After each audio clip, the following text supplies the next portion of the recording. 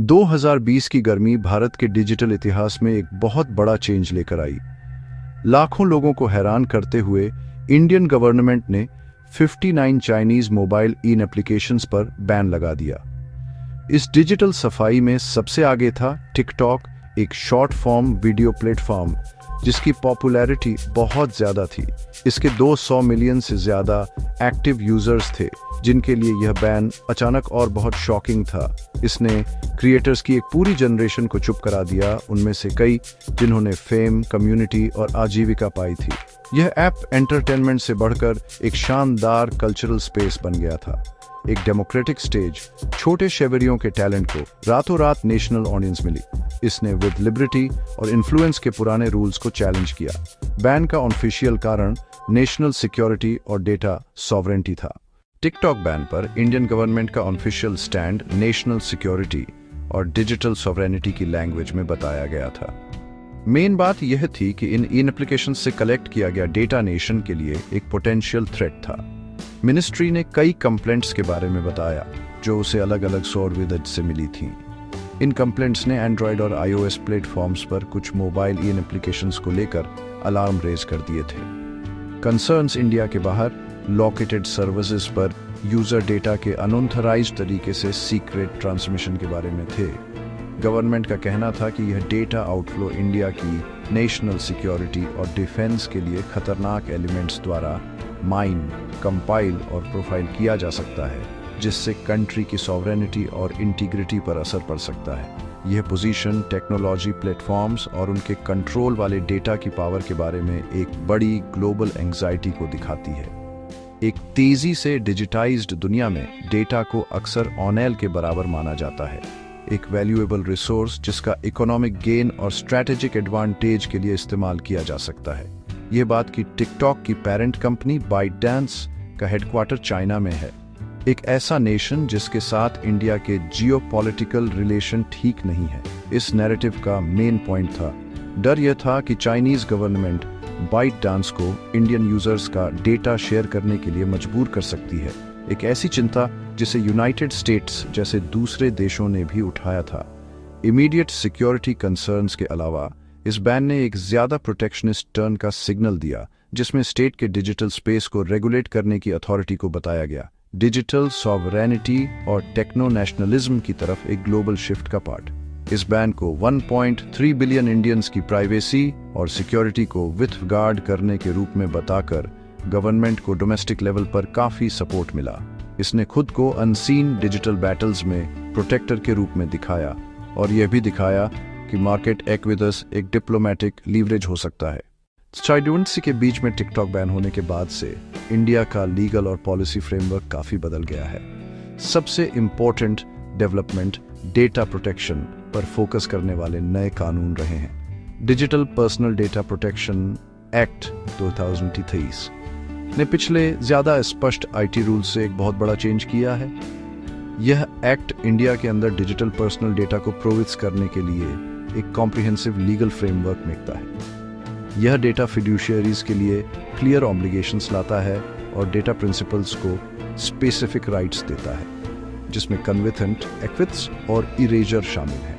एक अहम पहलू क्रॉस बॉर्डर डेटा ट्रांसफर्स से जुड़ा है। यह एक्ट एक फ्लेक्सिबल ब्लैक लिस्ट अप्रोच अपनाता है, जिससे रेस्ट्रिक्टेड कंट्रीज को छोड़कर ट्रांसफर्स की परमिशन मिलती है। चाइना को लेकर चल रही चिंताओं को देखते हुए चाइनीज सर्वर पर डेटा ट्रांसफर्स को कड़ी जांच या पूरी तरह से रेस्ट्रिक्शन का सामना करना पड़ सकता है, जो टिकटॉक के लिए एक बड़ा ऑपरेशनल एवरीडल है। इंटरमीडियरी रूल्स 2021 में किए गए अमेंडमेंट्स ने रेगुलेटरी पावर्स और ड्यू डिलिजेंस को मजबूत किया है। प्लेटफॉर्म्स को रेसिडेंट ऑफिसर्स अपॉइंट करने होंगे और ज्यादा इंटरवेंशनिस्ट ओवरसाइट रिजाइम के तहत टेक डाउन ऑर्डर्स का तुरंत पालन करना होगा। अब दोबारा एंट्री के लिए लोकल इंफ्रास्ट्रक्चर और कंप्लायंस पर्सनल में इन्वेस्टमेंट की जरूरत है। फिर भी क्लियर कोडिफाइड लॉ मीट करने के लिए ठोस रूल्स प्रोवाइड करता है। अगर बाइटडांस हर रिक्वायरमेंट को स्पष्ट रूप से पूरा करता है, जैसे रोबस्ट डेटा लोकलाइजेशन या केवल ट्रस्टेड ज्यूरिसडिक्शन को ट्रांसफर्स, तो यह दोबारा एंट्री के लिए एक मजबूत केस बना सकता है। 2020 की अस्पष्ट चिंताओं के उलट DPDPA एक कंक्रीट चेकलिस्ट देता है। कंप्लायंस से बातचीत फिर से शुरू हो सकती है, लेकिन वापसी की गारंटी नहीं मिलती। बैन के बाद के सालों में ByteDance चुप नहीं बैठा है। कंपनी ने गवर्नमेंटी चिंताओं को दूर करने और संभावित वापसी का रास्ता साफ करने के लिए एक शांत अभियान चलाया। इस कोशिश, जिसका कोड नेम प्रोजेक्ट मिररबॉल था, ने भारत की डेटा सिक्योरिटी उम्मीदों को पूरा करने के लिए रिस्ट्रक्चरिंग पर ध्यान दिया। मुख्य रणनीति: भारत के लिए ऐप का पूरी तरह से रिंग फेंस्ड वर्जन मेकना, सभी भारतीय यूजर डेटा को विशेष रूप से देश के येक्टर स्टोर करना, शायद लोकल डेटा विवेंडर्स के साथ पार्टनरशिप करके चीन के साथ क्रॉस बॉर्डर फ्लो को बंद करना, एक नया भारतीय एंटिटी मैकेना जिसमें एक लोकल बोर्ड हो और भारतीय यूजर डेटा को सुरक्षित रखने के लिए चीनी पेरेंट से स्पष्ट अलगाव हो। अनौपचारिक बातचीत ने इस कंप्लायंट आर्किटेक्चर को दिखाया। एक छोटा सा प्रेसिडेंस और सद्भावना देश में बनी रही, जो DPDPA जैसे नए लॉज़ों के अनुकूल थी। लेकिन 2025 के आखिर तक वो कोशिशें कामयाब नहीं हुई हैं। सरकार बैन पर अडिग है। लोकलाइजेशन और रिस्ट्रक्चरिंग के बावजूद चीनी ओनरशिप एक स्टम्बलिंग ब्लॉक बनी हुई है और तकनीकी बैकडोर्स या अप्रत्यक्ष प्रभाव के बारे में डर बना हुआ है। PUBG मोबाइल चीनी संबंधों को तोड़ने के बाद BGMI के रूप में वापस आया, लोकल डेटा स्टोरेज और कंप्लायंस का वादा करते हुए एक उम्मीद की किरण। एक महत्वपूर्ण अंतर के साथ, क्राफ्टन साउथ कोरियन है। शीन को रिलायंस रिटेल को लाइवेथन्स देने के जरिए एक रास्ता मिला, जो अजियो के माध्यम से काम कर रहा था। यह दिखाता है कि पार्टनरशिप आधारित वापसी संभव है।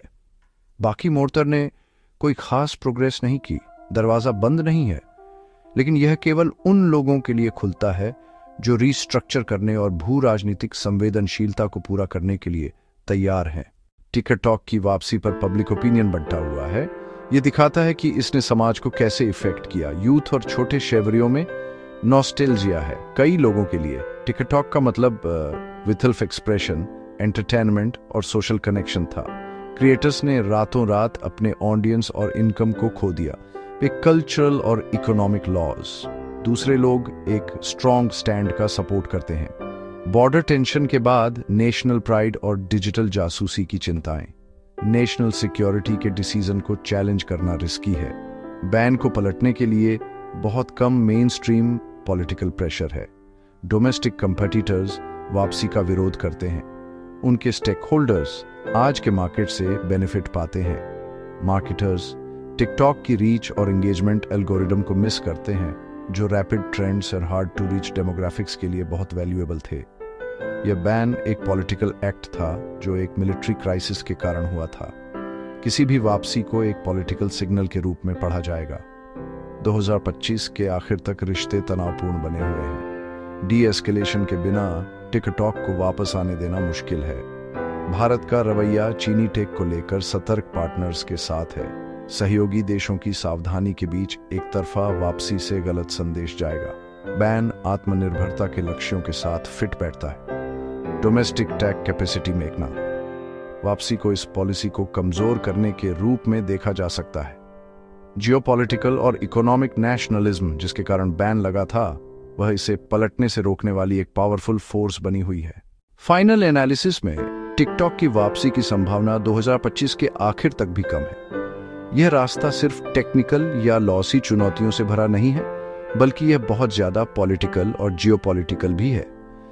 ByteDance ने डेटा को रिस्ट्रक्चर और लोकलाइज करने की इच्छा दिखाई है, यहां तक कि एक फायरवॉल वाली इंडियन एंटिटी मेकने की भी। लेकिन अकेले ये मेजर्स एक गेवरियर ट्रस्ट डेफिसिट के खिलाफ काफी नहीं है। चिंता सिर्फ डेटा की लोकेशन की नहीं है, यह एक राइवल स्टेट द्वारा ओनरशिप और संभावित इन्फ्लुएंस की है। पहला, ByteDance को एक ऐसा इंडिपेंडेंटली ऑडिट किया हुआ कंप्लायंस मॉडल पेश करना होगा जो इंडिया के डेटा लॉज के हर लेटर और स्पिरिट को पूरा करता हो। दूसरा, भारत चीन संबंधों में एक महत्वपूर्ण लगातार सुधार, आदर्श रूप से टेंजिबल बॉर्डर डी-एस्केलेशन के साथ। तीसरा, इंडियन ऑपरेशंस के लिए ओनरशिप में चेंज, किसी इंडियन या नॉन चाइनीज एंटिटी को डिवेस्टमेंट या इंडियन मेजॉरिटी कंट्रोल के साथ एक जेवी। इससे सरकार विक्ट्री क्लेम कर पाएगी, जबकि एक कंट्रोल्ड वापसी की परमिशन भी मिलेगी। आज के माहौल और अनसुलझे तनावों को देखते हुए 2020 के बैन का सीधा अनलाइकना अभी पॉसिबल नहीं है। वह संगीत जो कभी 200 मिलियन भारतीयों की स्क्रीन्स को एनिमेट करता था, उसके शांत रहने की संभावना है। वापसी असंभव नहीं है, लेकिन यह ऐप से कहीं बड़े इवेंट्स पर निर्भर करती है, जियोपॉलिटिक्स, कॉर्पोरेट रिस्ट्रक्चरिंग और नए सिरे से ट्रस्ट पर। तब तक टिकटॉक की कहानी एक डिजिटल दुनिया में एक सबक है, जहां कोड और कंटेंट सॉवरेंटी और सिक्योरिटी से बंधे हैं।